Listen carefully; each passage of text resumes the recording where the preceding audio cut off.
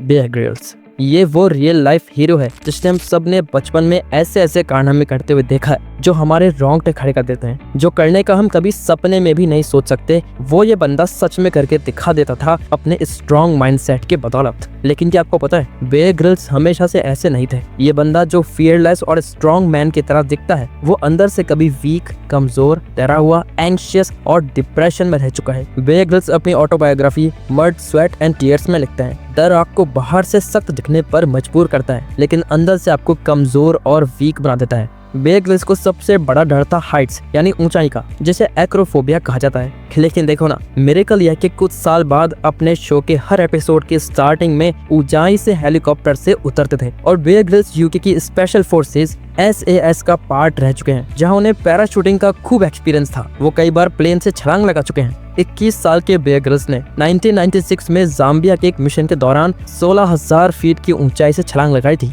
लेकिन इस बार उनका पैराशूट नहीं खुला। जैसे ही वो आसमान में कूदे, सही टाइम देख के उन्होंने पैराशूट को खोल दिया था, लेकिन फिर भी वो तेजी से नीचे गिरते जा रहे थे। जब उन्होंने ऊपर की ओर देखा तो उन्हें पता चला कि पैराशूट पूरी तरह नहीं खुला है। वो हड़बड़ी में पैराशूट के कॉर्ड्स खींचने लगे कि किसी तरह पैराशूट पूरी तरह खुल जाए। ये सब करते करते वो पेड़ों से टकराते हुए जमीन पे आ गिरे और एक झटके में अंधेरा छा गया। वो जमीन पे अपनी पीठ के बल गिरे थे और गिरते ही उन्हें भयानक दर्द महसूस हुआ। और बुरा तो ये हुआ कि इतनी ऊंचाई से गिरने के बाद भी वो होश में थे। वो हिल डुल भी नहीं पा रहे थे, बस वहीं लेटे लेटे और जोर जोर से रो रहे थे। वो इस उम्मीद में थे कि उनके साथी उन्हें बचाने आते ही होंगे। दर्द इतना ज्यादा खतरनाक था कि उन्हें सहन नहीं हो रहा था। वो कहते हैं कि इस दर्द को झेलने से अच्छा तो मौत थी, लेकिन मौत भी नहीं मिल रही थी। वो कई देर तक वही दर्द में गिड़गिड़ाते रहे। जैसे ही उनके साथी उन्हें फौरन अफ्रीका के एक हॉस्पिटल में लेके गए। उन्हें याद है कि डॉक्टर ने उनकी पीठ में इंजेक्शन लगाया और धीरे धीरे उनका दर्द कम होने लगा। वो सोचने लगे कि वो ठीक हो रहे हैं। वो उठने की कोशिश करने लगे। तभी डॉक्टर ने उन्हें आके कहा कि वो अब चल नहीं सकते। ये सुन के यंग 21 साल के बेयर ग्रिल्स की जैसे दुनिया ही खत्म हो गई। जब उन्होंने एक्सरे देखा तो उन्हें साफ साफ दिख रहा था कि उनकी रीढ़ की 3 हड्डियां T8, T10 और T12 टूट चुकी थी। ये इंसान के पीठ की सबसे मजबूत हड्डियां होती है जो एकदम चकनाचूर हो चुकी थी। पहाड़ चढ़ने वाला नौजवान अब चल के बाथरूम तक नहीं जा सकता था। वो कहते हैं, पैराशूट से गिर के इतनी हड्डियां तोड़ने में इतना दर्द नहीं हुआ जितना 1 साल हॉस्पिटल में रह के इन हड्डियों को जोड़ने में उन्हें सहन करना पड़ा। हॉस्पिटल में बेड पे पड़े हुए वो सोचते थे कि शायद अब वो कभी नहीं चल पाएंगे। उनकी जिंदगी जीने का रीजन, मीनिंग और पर्पस ही एडवेंचर था। घूमना फिरना, नई जगह एक्सप्लोर करना। इस चोट ने उनसे उनके जीने की वजह ही छीन ली थी। ये सोच सोच के उन्हें रातों को नींद नहीं आती थी। एंग्जाइटी से वो पसीने में लथपथ हो जाते थे। उनकी सांसें फूलने लगती थी। उन्हें हर रात बस अफसोस होता था। खुद पे दया आती थी, खुद से नफरत भी होती थी।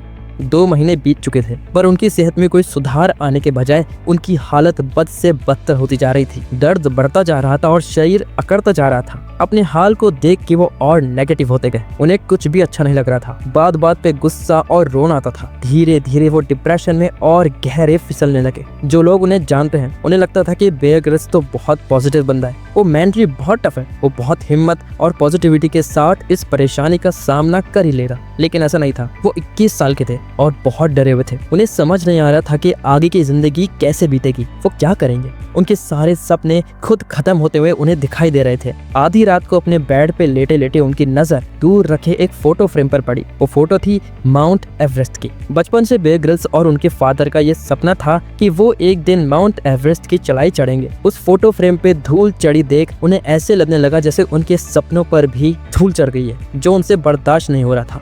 उस रात कोई उनके साथ नहीं था। वो अकेले थे। वो हिम्मत करके खड़े होते हैं और बैसाखियों के सहारे उस फोटो फ्रेम तक जाते हैं और धूल साफ करते हैं। और बस यही सोचते सोचते सो जाता है कि कैसे वो अपने आप को जीने की हिम्मत दे सकते हैं। उनके सबकॉन्शियस माइंड में ये बात बहुत गहराई से जम गई। इस बात ने उन्हें हौसला दिया और जीने की एक उम्मीद दी। अगले दिन जब वो सोकर उठे तो उन्हें अपनी दादी माँ की एक बात याद आई, जो हमेशा कहती थी, बेयर बेटे, लाइफ में जो कुछ भी होता है अच्छा ही होता है। वो इंसान ही है जो खुद को दुखी करने के और परेशान करने के बहाने ढूंढ लेता है। जब भी तुम किसी मुसीबत में पड़ो तो हमेशा खुद को याद दिलाओ कि जो कुछ भी हो रहा है गॉड की मर्जी से हो रहा है, जो कभी कुछ गलत नहीं होने देता। इस टाइम उन्होंने इस बात की गहराई को समझा और इस सच को फील करा कि वो चाहते तो इस एक्सीडेंट में, इस इंजरी और चोट से मर भी सकते थे, लेकिन क्योंकि वो जिंदा है इसका मतलब गॉड ने उनके लिए कुछ बेहतर प्लान करके रखा है। इसके बाद उन्हें इस बात की चिंता खत्म हो गई कि उनकी लाइफ में आगे क्या होगा, क्या वो चल पाएंगे या नहीं, वापस स्पेशल फोर्स में काम कर पाएंगे। उन्हें अब इन सब की फिक्र और चिंता ने सताना बंद कर दिया। जब उनकी ओवर थिंकिंग कम हुई तो मन को शांति मिली, फिर उनका स्ट्रेस और नेगेटिविटी भी कम होने लगी। अपनी बॉडी से पहले उन्होंने अपने माइंड को रिपेयर करना शुरू कर दिया। माइंड स्ट्रांग हुआ तो बॉडी भी अपने आप हील होने लगी, उनके जख्म बढ़ने लगे, हड्डियों के जुड़ने की स्पीड तेज हो गई। उन्हें अपने सबसे करीबी दोस्त एड एमिस की एक बात याद आई, जिन्होंने एक बार बेयर ग्रिल्स से कहा था, अक्सर भगवान की बुलाहट में जन्म, मृत्यु और फिर पुनर्जीवन होता है, और इस इंजरी से तुम्हारा पुनर्जन्म हुआ है। अब मैं ऐसा ही हूँ जैसा एक नया बच्चा होता है, किसी चीज की कोई चिंता नहीं, न अपने पास्ट की ना ही फ्यूचर की, बस ग्रेटफुल हूँ तो अपने प्रेजेंट के लिए। बेयर ग्रिल्स कहते हैं, जिंदगी अक्सर हमें दूसरा मौका नहीं देती, लेकिन अगर ऐसा होता है तो बहुत ज्यादा ग्रेटफुल रहें। वो ग्रेटफुल थे अपनी लाइफ के लिए, अपनी टूटी हुई कमर के लिए, अपने सपनों के लिए। उन्होंने जाके उस माउंट एवरेस्ट की पिक्चर को हाथ में लिया और जोर से बोले, जैसे ही मैं ठीक हो जाऊंगा मैं माउंट एवरेस्ट की चोटी को छू के आऊंगा। उन्हें इस डिप्रेशन से किसी एक चीज ने सबसे ज्यादा मदद करी तो वो था उनका लक्ष्य, उनका एम और गोल। उनके पास अब तक जीने का कोई रीजन नहीं था, लेकिन उस हालत में जब वो चल नहीं पाते, उन्होंने खुद से ये वादा कर दिया कि वो माउंट एवरेस्ट चढ़ेंगे। जब वो अपने आसपास के लोगों से कहते कि वो ठीक होकर माउंट एवरेस्ट चढ़ना चाहते हैं तो लोग उनकी बातों को इग्नोर कर देते थे, लेकिन उनका गोल एकदम क्लियर था। अब उन्हें जल्दी से जल्दी ठीक होना था। उनकी बॉडी और माइंड दोनों को एक गोल मिल गया था जिसपे वो मिलकर काम कर सकते थे। एक्सीडेंट के तीसरे महीने के बाद दर्द कम होना शुरू हो गया। 8 महीने बाद उन्हें हॉस्पिटल से डिस्चार्ज कर दिया गया। 1 साल में पूरी तरह वो ठीक हो गए, पर डॉक्टर्स ने उन्हें मना करा था कि वो स्पेशल फोर्सेस में वापस ट्रेनिंग नहीं कर सकते। कोई जॉब नहीं थी तो पैसा भी नहीं था, पर अपने सपनों को पूरा करने के लिए उन्हें 25 लाख की जरूरत थी। जहां उन्हें माउंट एवरेस्ट चढ़ने की ट्रेनिंग करी, उसके लिए इक्विपमेंट खरीदे थे, जिसके लिए उन्होंने करीब 250 कंपनीज को स्पॉन्सरशिप के लिए प्रपोजल्स लिखे, और सारी कंपनीज से वो रिजेक्ट हो गए। 250 बार रिजेक्शन फेस करने के बाद भी वो नहीं रुके। बहुत लोगों के दरवाजे खटखटाए, लेकिन बार बार निराशा ही हाथ लगी। फिर SSAFA फोर्सेस हेल्प ऑर्गेनाइजेशन ने उनके इस सपने को साकार करने में उनकी मदद करी।